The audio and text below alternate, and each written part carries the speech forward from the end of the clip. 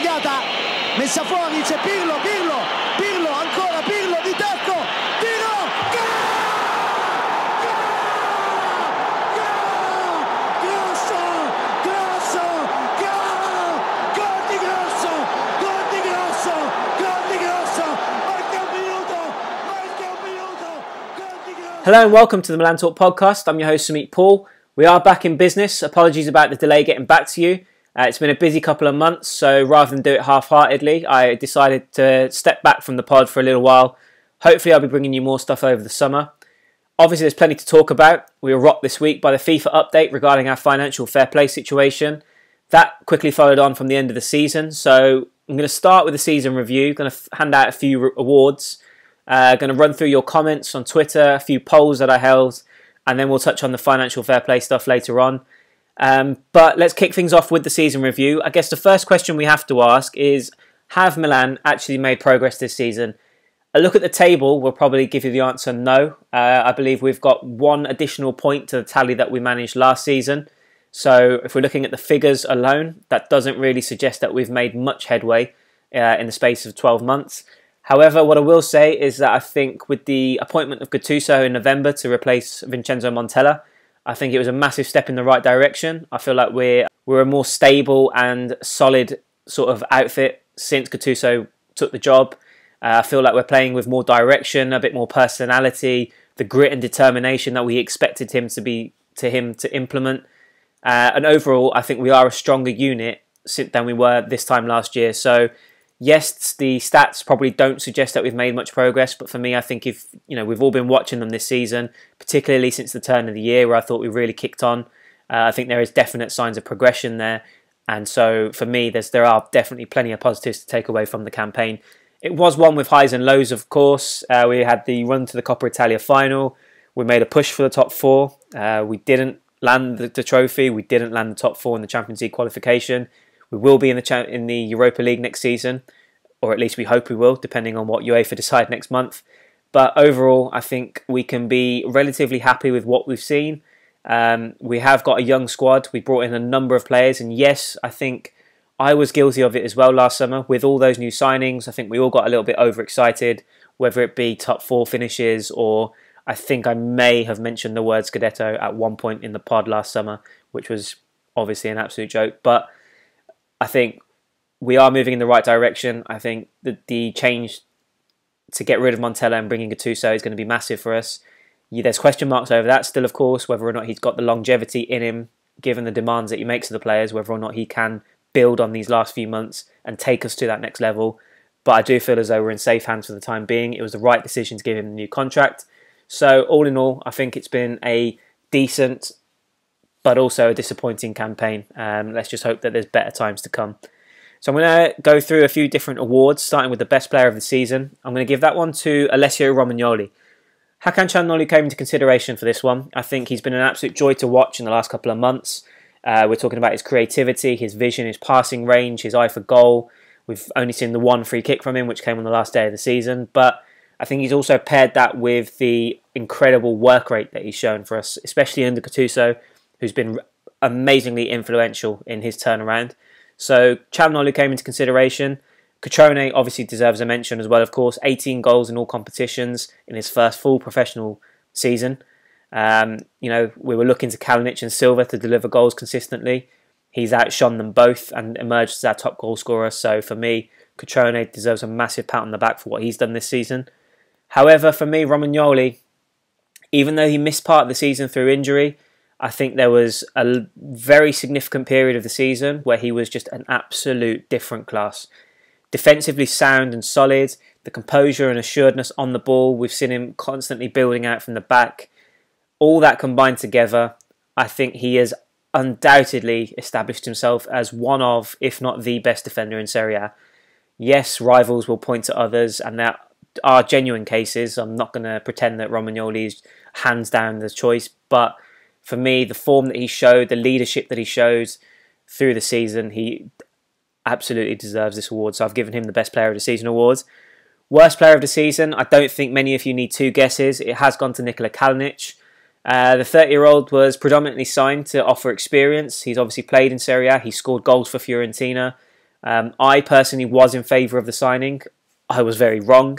I thought he would bring much more to our game. I thought he would offer a bit more link-up play, more holding up the ball, the runs, the clever movement down the channels. We've not seen any of that. He's managed 6 goals and 6 assists in 41 games in all competitions. And yes, Andre Silva hasn't particularly done much better than him, but for what Kalinic was supposed to bring to this team and the fact that he couldn't even really contribute anything other than goals either in terms of the link-up play, that resulted in the jeering from the fans throughout the season as well. And for me, I think he just stands out as the worst player of the season by far. So Silva perhaps a little bit lucky to get away with it, but ultimately I think Kalinic has got to be the popular choice for most of us. In terms of the best and worst signings of the season, I'm going to go with Calhanoglu as my best signing of the season. I think for him to come through that early stage where he was really struggling, and bear in mind he's still only 24, he had to adapt to a new league, a new environment, new teammates, new culture. That 4-month ban he didn't look match fit. All those things combined, also with the point he made about a lack of communication with Montella. I think that was obviously key for him to bring that up himself. I think that was obviously a big point for him. But since Gattuso came in, he's been a completely different player. There's an argument to be made that he's still very limited out on the left. I think we'd all be dreaming to see him in a more central midfield role, pulling the strings and kind of being that creative spark that he has been in recent games and in recent months. I don't think we're going to get that. I think Gattuso hinted again this week that he's going to stick with the 4-3-3. But if we can get more of Calhanoglu, that what we've seen in recent months, I think he's going to go from strength to strength and emerge as a real leader in this team. I think he does need to improve and develop. He's certainly impressed, but there's much more to come from him, I believe. So he definitely gets my signing of the season. Bonucci ran him close. I think, again, similarly to Calhanoglu, a very shaky and uncomfortable start to life. Didn't look comfortable in the back three for some very strange reason. As soon as we switched to the back four, next to Romagnoli, completely different story. Led by example, defensively solid, played with a bit more confidence, and overall, I think he can be actually quite happy with his first season at Milan. So overall, Bonucci also deserves a mention. In terms of the worst signing, again, I don't think it really needs any second guesses. It's got to be Kalinic. For me, Ricardo Rodriguez came into my thinking personally. He made a really positive start to the campaign, but for some strange reason, he kind of just regressed into this shell as the year went on. Defensively tidy for the most part. He was suspect on a few occasions that I can remember, most notably at the weekend against Fiorentina, twisting and turning all over the place. But defensively, I think he's been okay for the most part. The most disappointing aspect with him has been his attacking play, or lack of. We all expected him to be that kind of attacking outlet down the left flank, offering width, whipping those balls into the box. We just haven't seen that from him. I don't know whether that's a lack of confidence or that's tactical sort of information and instructions from Gattuso not to do that. I don't know what it is, but I feel like we definitely need to see more from Rodriguez next season. So he kind of came into my thinking. Andrea Conti, probably a little bit harsh to mention him, I guess, because he has spent the entire campaign basically in the treatment room. So it's not really fair to kind of include him in this conversation. So for me, Kalinic, he's had the opportunities and he simply hasn't produced. So he has to be the worst signing of the season. At Marvin Diaz, 619, had a little request. He came up with a great sort of plan for the pods in terms of ranking the signings, the top 5 and the worst 5. Top 5, I've gone with Calhanoglu, Bonucci, Biglia, Kessie and Musacchio. The Calhanoglu and Bonucci picks speak for themselves, as I've just explained a second ago.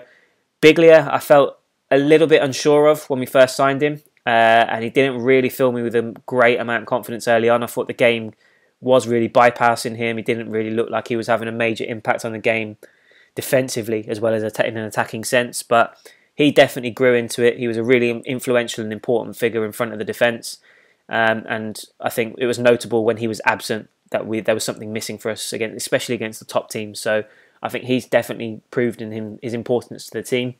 Kessie's been a monster for the most part. He's obviously dipped with fatigue along the way because we basically haven't rested him at all.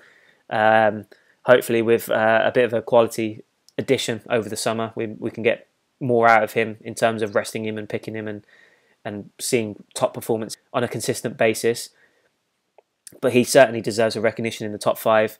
Musacchio, again, we haven't seen much of him in the last few months. He obviously featured prominently when we had the back three, but I think he did enough to suggest that he can be a very, very decent reserve option if Bonucci or Romagnoli are absent next season. So hopefully we keep hold of him. He wants to stay. I think he's definitely got a big role to play moving forward.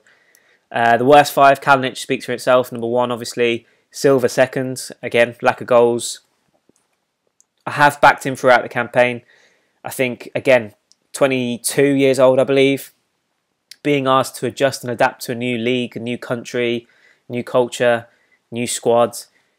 Definitely takes time to build chemistry. I really do hope he gets a second season to prove himself. I think having now had 12 months to kind of settle, hopefully he has now settled and he's going to prove himself. It's worrying in the sense that he's obviously not doing something in training to impress Gattuso to get more opportunities.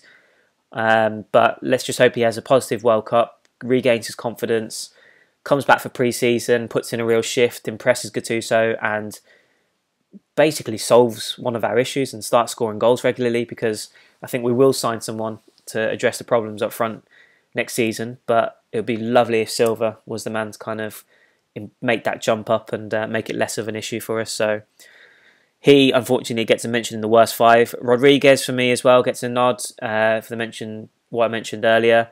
Borini also is on the list. I'm a bit torn on this one in the sense that I think he's done a brilliant job in terms of what we expected. He works hard for the team. He does his job. I think he's played about 25,000 different roles since he joined the club last summer. But the problem with Borini is that, and it's almost a criticism of Gattuso in many ways as well, when you look at a team sheet and Borini is on the left wing, right wing, or in any sort of attacking position, you know that Milan are going to struggle to score goals or create anything. So that is my biggest issue with him. For a player that has had such a prominent role, I don't particularly remember, apart from his couple of goals that he scored, where he's really been an influential quality figure in the team. So Borini unfortunately gets into this top five. And I mean, the fifth one's up for debate. You could just say Antonio Donnarumma, just for sitting on the bench doing nothing. He did obviously have a couple of outings, which I was quite pleasantly surprised with him. He did turn the boos into cheers during that Europa League game, so I was quite happy for him on that front. But yeah, it's difficult. Conte, I guess, but can you really put him in there with the injuries? Yeah, it's a difficult one, but those four certainly get on the worst four top list for me. Manager rating out of 10, I've given Gattuso a 7.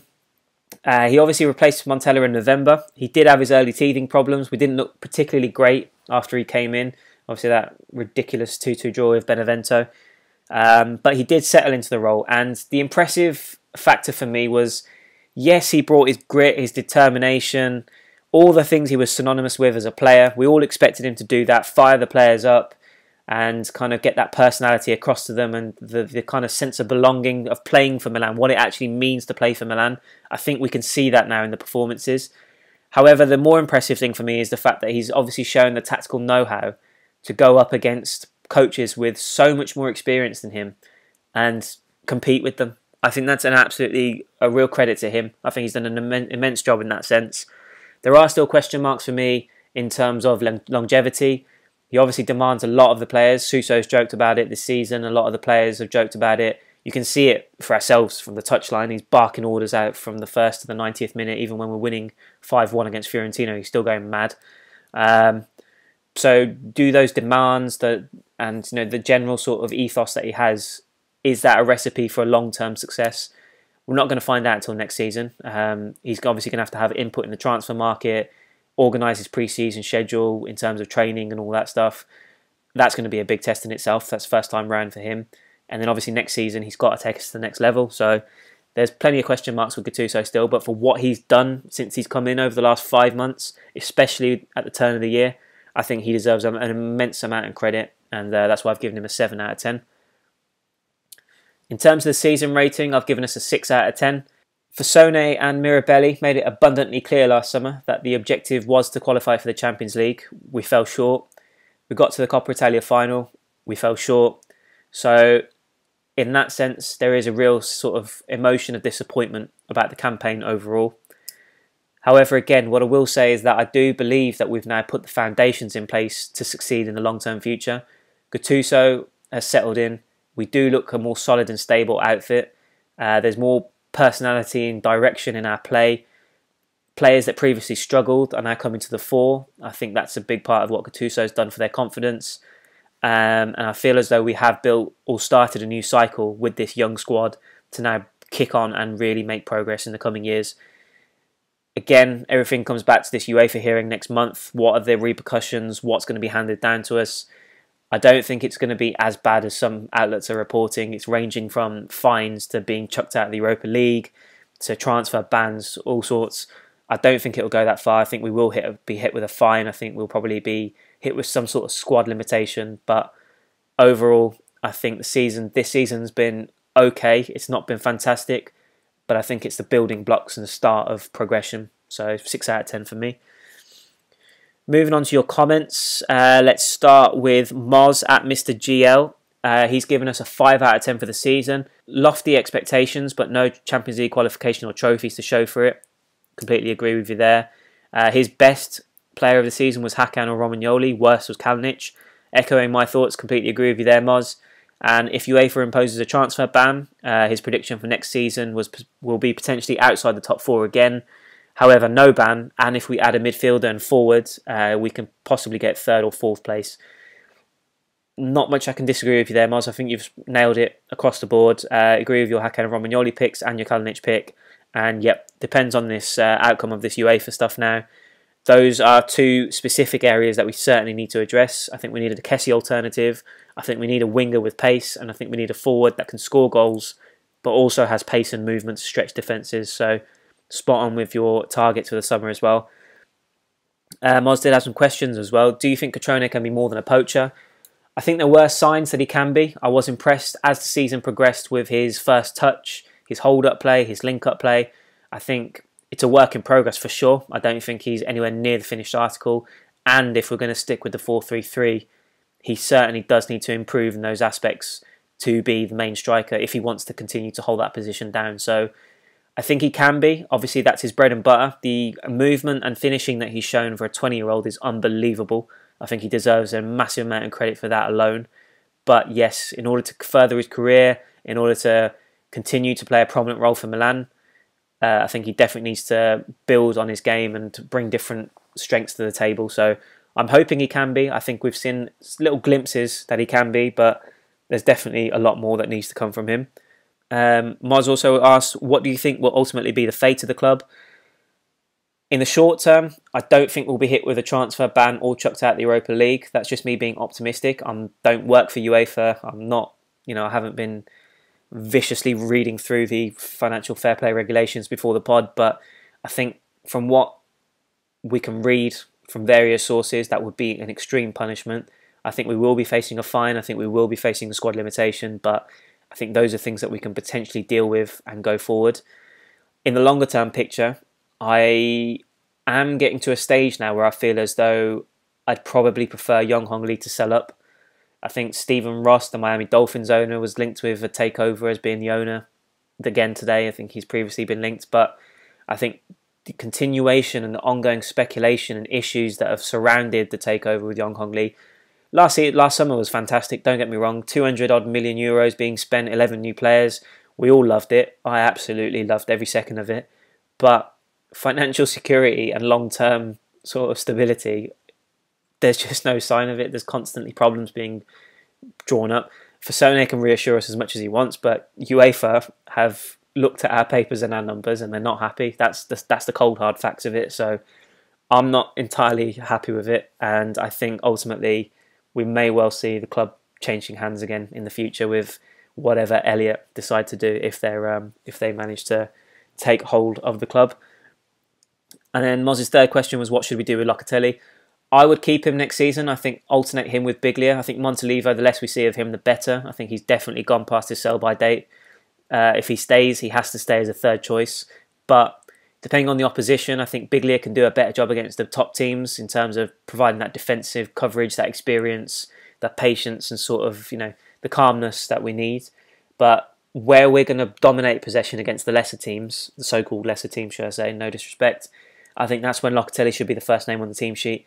He's more expansive, he's more attacking, his vision, his passing range, his ability to move the ball quickly between the lines, all of that combined helps break down these stubborn teams. So I think he absolutely needs to start more games like that next season, but I would not loan him out, I would not sell him, I would definitely keep him, so let's just hope that happens.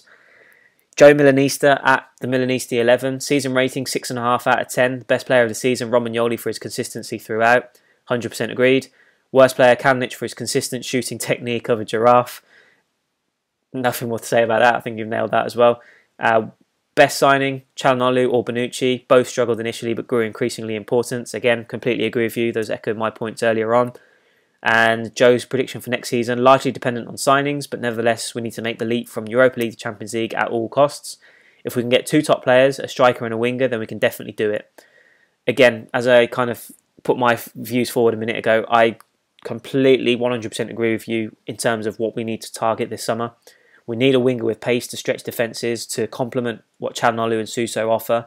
Full of technical quality, full of vision and passing, but no pace to switch the gears on the counter-attack and make us move quicker. So I think we need someone to take people on and provide that pace and kind of reflects in what we need up front as well. I think we need a striker that has those same attributes. So let's hope we can address those 2 situations. Joe's question, though, is will we have the funds to do it? I think a lot of fans on Twitter have come across this belief that we're going to spend big on 2 or 3 players. I think Fasone and Mirabelli have said that we're going to go for quality over quantity, which is absolutely right. We do need those difference makers in those key positions now to kick on.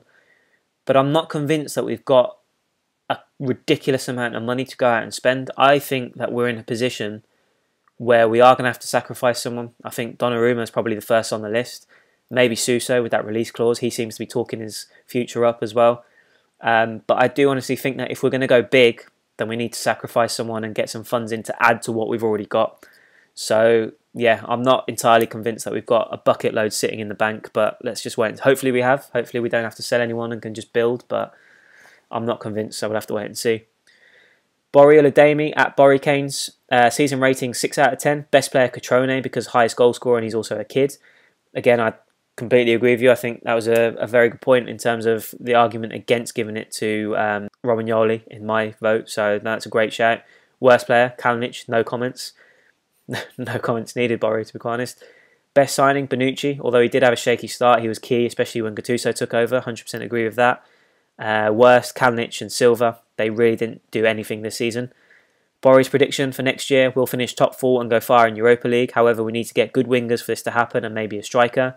So the common theme running through all the comments, we're all thinking the same. So let's just hope that it actually happens. And he adds, we also need someone like Balotelli. I think everywhere else we're okay. I would absolutely love to see Balotelli come back. And I know this is probably going to split opinion. He has had 2 cracks of the whip now already, and he's been shipped away twice. But I just think that if you're talking about not even a reserve option, I think he's shown enough at Nice now to suggest that he's back in top form, confident, loving football. I'd love to see him back at Milan. I'd open the doors for Balotelli anytime, to be quite honest, to what he brings, that flair, that moment of magic, that different sort of attacking quality that he possesses that he can bring to the table. I'd love to see Mario back, but again, I don't think we're going to have that for a 3rd time. So unfortunately, Borja, I think we're both going to be left disappointed on that one. Samir Mohammed at Samir Mohammed 72, a solid 6 out of 10, could have easily been 4, but Gattuso turned a lot of things around. Can't argue with that. I think the way we were heading with Montella was certainly probably would have not even been close to Europa League qualification, and we would have been looking at a 4 or 5 out of 10. Worst player, I will leave it for you to decide. I'm going to guess Samir. I think you're hinting at Kalinic. Best, I really want to say Hakan, as he was crucial for our second half of the season, but Romagnoli was on point every match, so Romagnoli. Spot on with that one. I can't disagree. That's my pick. Worst signing, I want to say obvious Kalinic, but I will say Conte, as he hasn't played much, and if he can't get back to what he was, it will be a total waste of money. It is a concern, I've got to admit. 2 serious knee injuries. It's not really a great place to be in. I will start by saying I really hope he comes back stronger and a better player. If he can get pre-season, some sort of pre-season under his legs, and then kind of start afresh next season, that'd be great. But these are 2 tricky injuries to come back from, so let's just hope that there's no long-lasting damage. But we will have to wait and see on that one, unfortunately. Best signing was Hakan for Samir. What a player. Gattuso, please make him centre attacking midfielder from next season onwards.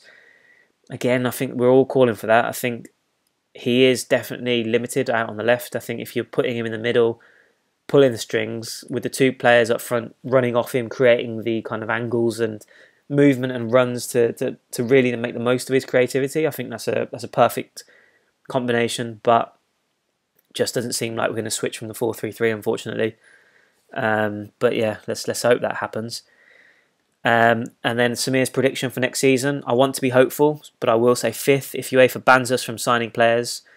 4th place if we get a top striker and a good winger. So again, the same areas keep cropping up, and it's impossible to disagree with you guys. Samir also wanted to add that my dark horse is 100% Barini. That man is amazing at what he does.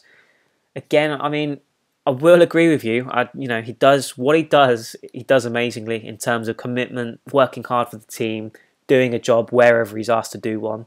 He's an absolute treat for any manager, I'm sure. That's why he's probably been used so much by Gattuso and Montella before that. But it's just that lack of quality in the final third that holds him back from me fully being convinced to like him.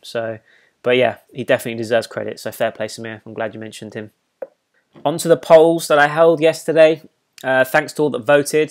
Just to give you an idea of the sample size, I think it was about 100 votes on each of these. So certainly growing. I remember I had about 10 last summer. So the first question I asked was, do you still trust Fasone after the latest UEFA development? Now, obviously, just to give a reminder or to fill people in for the first time, UEFA released a statement on Tuesday basically saying that they rejected the settlement agreement idea from Milan because of an alleged breach of the financial fair play regulations. Specifically, they said there was a lack of an ability to meet the criteria of the break-even point requirement, and also uncertainties over the refinancing of the loan and the bonds. So that now leads to a hearing in June where it's no longer in Milan's hands to negotiate what the punishment is that they're given. It's all now down to putting their case forward, leaving it into UEFA's hands, and they will pass out the repercussions. So again, like I mentioned earlier, it could be anything from a fine to being thrown out of Europe to transfer bans. It's all been stated, but I don't think any of us are professionals at UEFA or up to date with exactly what the hell the regulations are. So considering PSG and Man City don't seem to have had much trouble with it, even though they've been spending millions over the last 5-6 years or whatever. I don't know how we've managed to get it. But again, what I will say, it's not about pointing the finger at UEFA. They have regulations, obviously, and they've looked at our papers and our numbers and they're not happy. So there's something obviously fundamentally wrong at Milan for them to take this decision. So yes, I see the sort of temptation to point the finger at the governing body, but ultimately the issue lies with Milan. So we've got to look at ourselves and why we've managed to wind up in this situation. But we'll hear more in June on that. But yeah, in terms of the poll, 53% said no, Fasone's assurances are not enough anymore. 47% said yes, he knows what he's doing. To his credit, he's been frank and very transparent with us from the very beginning since he took the job. I've really appreciated that aspect of his role and what he's done for the fans. But it comes to a point now where, is he really being entirely transparent with us? Because these issues have been going on with Young Hong Lee's takeover from the very beginning. We've all faced these constant reports about issues with the finances, his background, the refinancing, the paying back of loans with Elliott involved. It seems like an absolute mess still. And again, like I said, UEFA have now passed their judgment, and that does not bode well. It doesn't paint a positive picture for us. So I think I have got to a point now where Fasone has fed us too much of these reassurances, and I think he may just need to come out and be truthful with us, especially in advance of the hearing next month, because if there's more bad news on the way, I'd prefer just to hear it now and be prepared for it rather than be hit with something mental and be left further disappointed. So I kind of agree with that. I do feel as though the assurances are not enough from Fasone anymore. The second poll, on the basis of what we've seen from the squad he constructed last summer, has Mirabelli earned the right to keep his job? This is pretty crazy. 50-50 split. 50% said yes, the squad will come good. 50% said no, too many questionables. I'm more inclined to lean towards yes, the squad will come good. I think we have seen enough in the last couple of months to suggest that those that were struggling are now picking themselves up and starting to produce. I do feel as though the foundations are there now to really kick on next season. I think we have started a new cycle with a young squad. Bearing in mind we do need those key additions in those key positions, i.e. the wing and up front and a Kessie alternative. I think if we can add those things, then we are definitely heading in the right direction. So for me, Mirabelli, yes, he deserves some of the criticism. Kalinic hasn't performed. Silva hasn't performed. Barini's questionable for many people. Musacchio obviously hasn't played a prominent role. There were issues with Bonucci and Biglia to start with. So there are obviously problems across the board, but I think in time we can judge him, and I think it will be a success. Gennaro Gattuso, the right man to take us forward from what we've seen since November. An emphatic 73% said yes, trust in Reno. 27% said no, unconvinced long term. I do understand the 27%. Again, like I said, the demands that he has of the players. We haven't seen the longevity yet, whether he can lead us to success over a year, 2 years, 3 years, beyond that. I think those are going to be question marks next season that he'll have to address and respond to. But overall, I fully trust him. I think he deserved getting a new contract for what he did when he took over. But now it's a case of, okay, you've settled, you've proven yourself that you're capable of doing this job. Now you've really got to kick on and prove that you are a top manager that can take us to the top level. So let's just hope that Reno is the man, because I've had enough of managerial changes. And then the final question was, do you believe Milan have started a new cycle with this current squad? 63% said yes, the foundations are in place. 37% said no, average group still. Again, like I said, there's so much more development and improvement needed, but this is a young group of players that have yet to fully gain the maturity, experience and quality that they're going to possess and display through the peak years of their career. So I think we are in a very good place. I think we've added Calhanoglu, Kessie, Conti when he comes back, to the likes of Romagnoli, Calabria, Cutrone. We've got a really strong nucleus there, and I think we definitely have got a really good chance of seeing a successful side moving forward. But time will only tell that. We can only prophesise and give our opinions. So we'll have to wait and see if that comes true. But for me, positive overall in terms of what we've seen recent weeks and months, but disappointing campaign overall. And I'm hoping that we can definitely improve next season, depending on what happens next month, of course. Right, guys, that's a wrap for this pod. Thank you all for listening. I really appreciate it. I want to give a shout out to all of you that have been there from the start. You know who you are, but also everyone that's joined along the way. Your views on YouTube, your views on the website, your comments, your contributions, your votes, everything that you've done on social media. Really do appreciate it. Does keep the thing going, so keep them coming over the summer and into next season. As I mentioned at the start, I'll hopefully bring more pods to the table. Let me know what you want to hear from me over the summer. We're obviously going to be dominated by transfer gossip, but if that ban comes in, which I hope it doesn't, we're going to have to find some other stuff to talk about. But yeah, let me know what you'd like to see from the pod moving forward, what you'd like to see on the website moving forward, on social media, and I'll do my best to make that happen. But for now, thanks for listening. Forza Milan, and hopefully I'll speak to you soon.